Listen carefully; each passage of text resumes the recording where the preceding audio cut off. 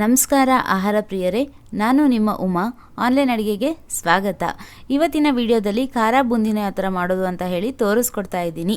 ಅಂಗಡಿಯಿಂದ ತಂದು ತಿಂದಿರ್ತೀವಿ, ಆದರೆ ಮನೇಲಿನೇ ತುಂಬ ಸುಲಭವಾಗಿ ಕಡಿಮೆ ಸಮಯದಲ್ಲಿ ನಾವು ಇದನ್ನು ತಯಾರು ಮಾಡ್ಕೊಳ್ಬೋದು. ಮನೇಲಿ ಏನಾದರೂ ಚಿಕ್ಕ ಚಿಕ್ಕ ಫಂಕ್ಷನ್ನು ಪಾರ್ಟಿಗಳೆಲ್ಲ ಆದರೆ ನಾವೇ ಮನೆಯಲ್ಲಿ ತಯಾರು ಮಾಡ್ಬೋದು. ಹಾಗೆ ಇವಾಗ ದೀಪಾವಳಿ ಹಬ್ಬ ಬರ್ತಾ ಇದೆ. ಇದನ್ನು ನೀವು ಮನೆಯಲ್ಲಿ ಪ್ರಯತ್ನ ಪಡ್ತೀರಾ ಅಂತ ಅಂದ್ಕೊಂಡಿದ್ದೀನಿ. ನೋಡ್ಬೋದು ಎಷ್ಟು ಕ್ರಿಸ್ಪಿಯಾಗಿ ಬಂದಿದೆ ಅಂತ ಹೇಳಿ ನಿಮಗೆ ತೋರಿಸ್ತಾ ಇದ್ದೀನಿ ನೋಡಿ.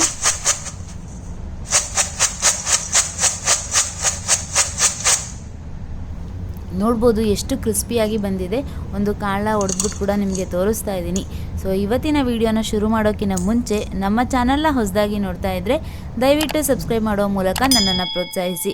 ಹಾಗೆ ಪಕ್ಕದಲ್ಲೇ ಕಾಣುವಂಥ ಬೆಲ್ಲೈಕನ್ನ ಕ್ಲಿಕ್ ಮಾಡಿದ್ರೆ ನನ್ನ ಮುಂದಿನ ವಿಡಿಯೋ ನೋಟಿಫಿಕೇಷನ್ ನಿಮಗೆ ಬರುತ್ತೆ. ಯಾರಿಗೆಲ್ಲ ಖಾರ ಬೂಂದಿ ಇಷ್ಟ ನೋಡಿ ಅವರು ಈಗಲೇ ಲೈಕ್ ಮಾಡಿ. ಬನ್ನಿ ಇವತ್ತಿನ ವಿಡಿಯೋನ ಶುರು ಮಾಡೋಣ.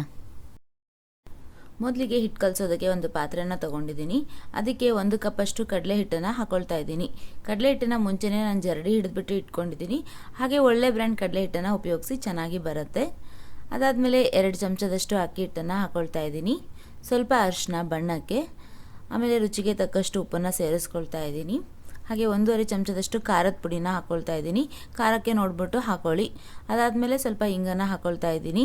ಇದು ನಿಮಗೆ ಇಷ್ಟ ಇದ್ದರೆ ಹಾಕ್ಕೊಳ್ಬೋದು, ಇಲ್ಲ ಅಂತಂದರೆ ಇಲ್ಲ. ಆಮೇಲೆ ಸ್ವಲ್ಪ ಅಡುಗೆ ಸೋಡಾನ ಹಾಕ್ಕೊಳ್ತಾ ಇದ್ದೀನಿ. ಎಲ್ಲದನ್ನು ಹಾಕ್ಕೊಂಡು ಫಸ್ಟು ಚಮಚದಿಂದ ಚೆನ್ನಾಗಿ ಕಲಿಸ್ಕೊಳ್ಳೋಣ. ಈ ಥರ ಒಂದು ಸತಿ ಕಲಿಸಿದ ಮೇಲೇ ನಾವು ನೀರು ಹಾಕಿ ಕಲಿಸ್ಕೊಳ್ಬೇಕಾಗತ್ತೆ. ಈಗ ಎಲ್ಲನೂ ಚೆನ್ನಾಗಿ ಮಿಕ್ಸ್ ಮಾಡ್ಕೊಂಡಿದ್ದಾಗಿದೆ. ಈಗ ಇದಕ್ಕೆ ಸ್ವಲ್ಪ ಸ್ವಲ್ಪ ನೀರನ್ನೇ ಹಾಕಿ ಕಲಿಸ್ಕೊಳ್ತೀನಿ. ಈ ಹಿಟ್ಟನ್ನು ನಾವು ತೀರಾ ಗಟ್ಟಿಯಾಗಿಯೂ ಕಲಿಸ್ಕೊಳ್ಬಾರ್ದು, ತೀರಾ ನೀರಾಗಿಯೂ ಕಲಿಸ್ಕೊಳ್ಬಾರ್ದು. ಮಧ್ಯದ ಹಂತದಲ್ಲಿ ನಾವು ಇದನ್ನು ಕಲಿಸ್ಕೊಳ್ಬೇಕಾಗತ್ತೆ. ಬಜ್ಜಿ ಬೋಂಡಾಗೆಲ್ಲ ಕಲಿಸ್ಕೊಳ್ತಾ ಇರ್ತೀವಿ ನೋಡಿ, ಆ ಥರ ಕಲಿಸ್ಕೊಳ್ಬೇಕು. ಇದನ್ನು 1 ಗಂಟೆ ಇಲ್ದಂಗೆ ನಾವು ನೀಟಾಗಿ ಕಲಿಸ್ಕೊಳ್ಬೇಕು.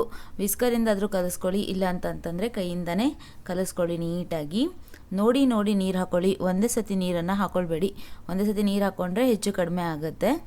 ಸೊ ನೋಡಿ ಸ್ವಲ್ಪ ಸ್ವಲ್ಪ ಹಾಕ್ಕೊಂಡು ಕಲಿಸ್ಕೊಳ್ಳಿ.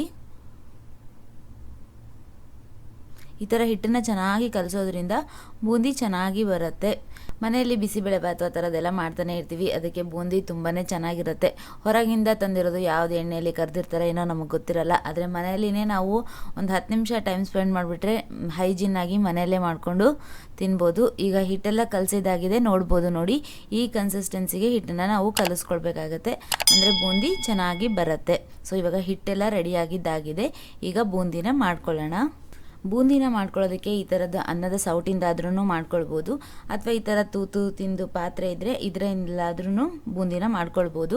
ಹಾಗೆ ಬೂಂದಿ ಮಾಡೋದಕ್ಕೆ ಎಣ್ಣೆ ತುಂಬ ಚೆನ್ನಾಗಿ ಬಿಸಿ ಬಿಸಿಯಾಗಿ ಕಾದಿರಬೇಕು. ನಾವು ಬೂಂದಿ ಹಾಕಿದ ತಕ್ಷಣ ಅದು ಮೇಲೆ ಬರಬೇಕು, ಅಷ್ಟು ಬಿಸಿ ಬಿಸಿಯಾಗಿ ಕಾಯಿಸ್ಕೊಂಡಿರಬೇಕು ಎಣ್ಣೆನ. ಈಗ ಎಣ್ಣೆ ಚೆನ್ನಾಗಿ ಕಾದಿದೆ, ನಾನೀಗ ಬಿಟ್ಕೊಳ್ತಾ ಇದ್ದೀನಿ ನೋಡಿ. ಈ ಥರದ್ದು ನೀವು ತೂತು ಪಾತ್ರೆಯಿಂದ ಬೂಂದಿನ ಮಾಡ್ಕೊಳ್ತಿದ್ರೆ ಸ್ವಲ್ಪ ಮೇಲೆ ಇಟ್ಕೊಂಡು ಹಾಕ್ಕೊಳ್ಳಿ. ನೋಡಿ ನಾನು ಹಾಕ್ತಾ ಇದ್ದೆ ಯಾವ ಥರ ಬೀಳ್ತಾ ಇದೆ ಬೂಂದಿ ಅಂತ ಹೇಳಿ. ಸೊ ಈ ಥರ ಹಾಕ್ಕೊಂಡ್ರೆ ಬೂಂದಿ ಚೆನ್ನಾಗಾಗುತ್ತೆ ನೋಡಿ. ಅದು ಬಿದ್ದ ತಕ್ಷಣ ಮೇಲೆ ಅದೇ ಬರಬೇಕು, ಅಷ್ಟು ಎಣ್ಣೆ ಬಿಸಿ ಬಿಸಿಯಾಗಿ ಕಾದಿರಬೇಕು. ಈಗ ನೋಡಿ ಹಾಕ್ಕೊಂಡಿದ್ದೆಲ್ಲ ಆಗಿದೆ. ಒಂದು 2 ನಿಮಿಷದಲ್ಲಿ ಆಗಿಬಿಡುತ್ತೆ ಇದು ಬೂಂದಿ. ಈಗ ನೋಡಿ ಚೆನ್ನಾಗಾಗಿದೆ.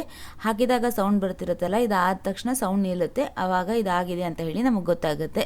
ಇದನ್ನು ಚೆನ್ನಾಗಿ ಎಣ್ಣೆ ಎಲ್ಲ ಇಳಿಸ್ಕೊಂಡ್ಬಿಟ್ಟು ಒಂದು ಪ್ಲೇಟಿಗೆ ತಗೊಳ್ಳೋಣ.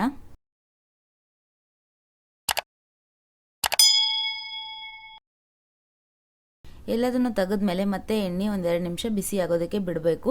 ಯಾಕಂದರೆ ಬೂಂದಿ ಹಾಕಿದಾಗ ತುಂಬ ಬಿಸಿ ಬಿಸಿಯಾಗಿರಬೇಕು, ಅಂದರೆ ಚೆನ್ನಾಗಾಗುತ್ತೆ. ಈಗ ನೋಡಿ ತುಂಬ ಬಿಸಿ ಬಿಸಿಯಾಗಿ ಕಾಯಿಸಿದ್ದೀನಿ, ಮತ್ತು ಕಾದ ನಂತರ ಮತ್ತೆ ಬೂಂದಿನ ಹಾಕ್ಕೊಳ್ತಾ ಇದ್ದೀನಿ. ಈ ಥರದ್ರಲ್ಲಿ ಮಾಡ್ಕೊಳ್ತಾ ಇದ್ದಾಗ ಸ್ವಲ್ಪ ಹುಷಾರಾಗಿ ಮಾಡ್ಕೊಳ್ಳಿ, ಯಾಕಂದರೆ ಬಿಸಿ ಬಿಸಿ ಎಣ್ಣೆದು ಹೊಗೆ ಬರ್ತಾ ಇರುತ್ತೆ. ಸೊ ನೋಡಿ ನಾನು ಯಾವ ಥರ ಮಾಡ್ಕೊಳ್ತಿದ್ದೀನಿ ಅಂತ ಹೇಳಿ. 1 ಕಪ್ ಕಡಲೆ ಹಿಟ್ಟಿಂದ ಮಾಡ್ಕೊಂಡ್ರೆ ಸುಮಾರಷ್ಟು ಬೂಂದಿ ಆಗುತ್ತೆ. ನೀವೇನಾದರೂ ಟ್ರೈ ಮಾಡ್ತಾ ಇದ್ದೀನಿ ಅಂತಂದರೆ ಒಂದು ಸಣ್ಣ ಕಪ್ಪಿಂದ ಮಾಡಿ ಪ್ರಯತ್ನ ಪಡ್ಬೋದು. ಆಮೇಲೆ ಜಾಸ್ತಿ ಕ್ವಾಂಟಿಟಿಯಲ್ಲಿ ಮಾಡ್ಕೊಳ್ಬೋದು, ಫೇಲ್ ಆಗುವಂಥ ಚಾನ್ಸಸ್ಸೇ ಇರೋದಿಲ್ಲ. ಈಗ ಖಾರ ಬೂಂದಿನೆಲ್ಲ ಕರ್ಕೊಂಡಿದ್ದಾಗಿದೆ. ಇದಕ್ಕೆ ಮೇಲೆ ಹಾಕೋದಕ್ಕೆ ನಾನೀಗ 1/4 ಕಪ್ಪಿನಷ್ಟು ಶೇಂಗಾನ ಕರ್ಕೊಳ್ತಾ ಇದ್ದೀನಿ. ಇದೆಲ್ಲ ನಿಮಗೆ ಎಷ್ಟು ಬೇಕೋ ಅಷ್ಟು ಕರ್ಕೊಳ್ಬೋದು, ಇಷ್ಟೇ ಅಂತ ಏನು ಅಳತೆ ಇಲ್ಲ. ನಿಮ್ಗೆ ಎಷ್ಟು ತಿನ್ನೋದಕ್ಕೆ ಇಷ್ಟ ಆಗುತ್ತೋ ಅಷ್ಟು ಜಾಸ್ತಿ ಕರ್ಕೊಂಡು ಹಾಕ್ಕೊಳ್ಬೋದು. ಚೆನ್ನಾಗಿ ಸ್ವಲ್ಪ ಲೈಟಾಗಿ ಕೆಂಪಗಾಗೋವರೆಗೂ ಕರ್ಕೊಳ್ಬೇಕಾಗತ್ತೆ. ಆಮೇಲೆ ಒಂದು 1/4 ಬಟ್ಲದಷ್ಟು ಪುಟಾಣಿನ ಕೂಡ ಕರ್ಕೊಳ್ತಾ ಇದ್ದೀನಿ. ಇದೆಲ್ಲ ಮಕ್ಕಳಿದ್ರೆ ತುಂಬ ಜಾಸ್ತಿ ಇಷ್ಟಪಟ್ಟು ತಿಂತಾರೆ, ಅವಾಗ ಸ್ವಲ್ಪ ಜಾಸ್ತಿನೇ ಕರ್ಕೊಂಡು ಹಾಕ್ಕೊಳ್ಬೋದು. ಒತ್ತಿಸ್ಬಾರ್ದು, ಸ್ವಲ್ಪ ಕೆಂಪಾಗೋವರೆಗೂ ಅಷ್ಟೇ ಕರಿಬೇಕು. ಆಮೇಲೆ ಒಂದು 3 ಕಡ್ಡಿಯಷ್ಟು ಕರಿಬೇವನ್ನ ಕರಿತಾ ಇದ್ದೀನಿ ನೋಡಿ. ಇದನ್ನು ಕ್ರಿಸ್ಪಿಯಾಗಿ ಕರ್ಕೊಳ್ಬೇಕು, ಅಂದರೆ ಇದು ಫ್ಲೇವರ್ ಚೆನ್ನಾಗಿರುತ್ತೆ. ಈಗ ಎಲ್ಲ ಕರ್ಕೊಂಡಿದ್ದಾಗಿದೆ, ನಾನು ಮಿಕ್ಸ್ ಮಾಡ್ಕೊಳ್ಳೋದು. ನೋಡ್ಬೋದು ಎಷ್ಟು ಚೆನ್ನಾಗಿ ಕ್ರಿಸ್ಪಿಯಾಗಿ ಬಂದಿದೆ ಬೂಂದಿ ಅಂತ ಹೇಳಿ.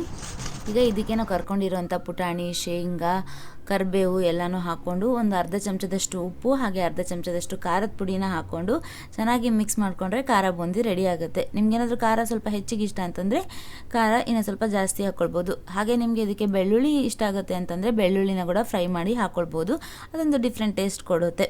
ಸೊ ಆಹಾರ ಪ್ರಿಯರೇ, ನೋಡಿದ್ರಲ್ಲ ಎಷ್ಟು ಸುಲಭವಾಗಿ ಖಾರ ಬೂಂದಿನ ಮಾಡಿಕೊಡೋದು ತೋರಿಸ್ಕೊಟ್ಟಿದ್ದೀನಿ ಅಂತ ಹೇಳಿ. ಇವತ್ತಿನ ಈ ಖಾರ ಬೂಂದಿ ರೆಸಿಪಿ ನಿಮ್ಮೆಲ್ಲರಿಗೂ ಇಷ್ಟ ಆಯಿತು ಅಂತ ಹೇಳಿ ಭಾವಿಸ್ತೀನಿ.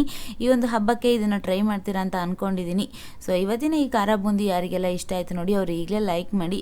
ಹಾಗೆ ನಮ್ಮ ಚಾನಲ್ನ ಹೊಸದಾಗಿ ನೋಡ್ತಾ ಇದ್ದರೆ ದಯವಿಟ್ಟು ಸಬ್ಸ್ಕ್ರೈಬ್ ಮಾಡುವ ಮೂಲಕ ನನ್ನನ್ನು ಪ್ರೋತ್ಸಾಹಿಸಿ. ಹಾಗೆ ಮತ್ತೆ ಇನ್ನೊಂದು ರುಚಿಕರವಾದ ಅಡುಗೆ ಜೊತೆ ನಿಮಗೆ ಸಿಗ್ತೀನಿ. ಅಲ್ಲಿವರೆಗೂ ಧನ್ಯವಾದಗಳು.